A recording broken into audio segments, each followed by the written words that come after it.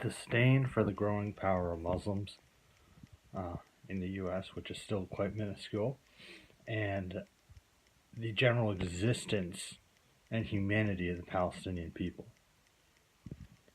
These are two things that are completely seen as unacceptable and that are not allowed to be mentioned within the halls of Congress. And it's a bipartisan thing.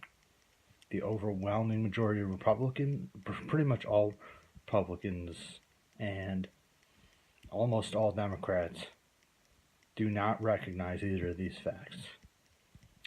Some more would recognize at least the fact that a Muslim should have a voice. But the existence and humanity of the Palestinian people, no. And we see it time and time again, and then we've now seen it, that we have a representative that actually wants to speak truth to power. Not always the most articulate, but speaking it, and we see how she's been treated. Not only by the Republican Party, you'd expect that, despite the fact that they love anti-Semitic tropes, they do it all the time. But the Democratic Party, Nancy Pelosi, Steny Hoyer, Jim Clyburn, Hakeem Jeffries, you name it. They have no interest. L.A. Ningle, Nita Lowey, all these politicians. They've shown a rampant sense of bigotry.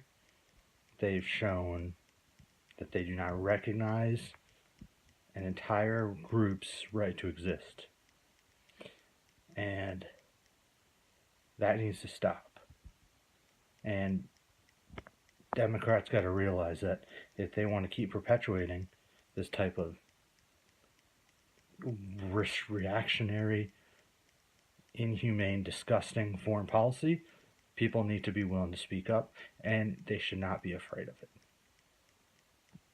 So that's it.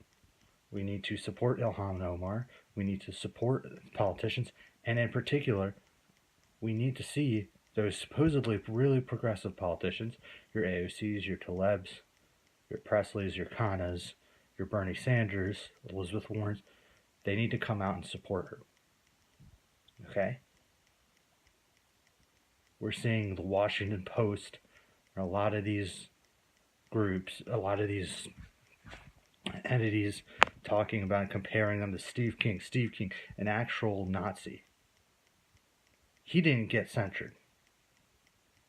But Ilhan Omar speaks to the often forgotten rights of the Palestinian people who are living in an apartheid state, and she's the one that's getting treated how she's treated. Remember that. A large chunk of the Democratic Party, they like to act how they do when there's a Muslim ban, when it's easy. They like to say, oh, we defend Muslims. We defend, poor people around the world. They don't, if they don't follow the suit and defend Ilhan Omar and defend people who speak out, it's all a lie. It's not good. You know what? Fuck your help. So they need to hear people. They need to hear, and if they don't, these dinosaurs got to go. All right, have a good night.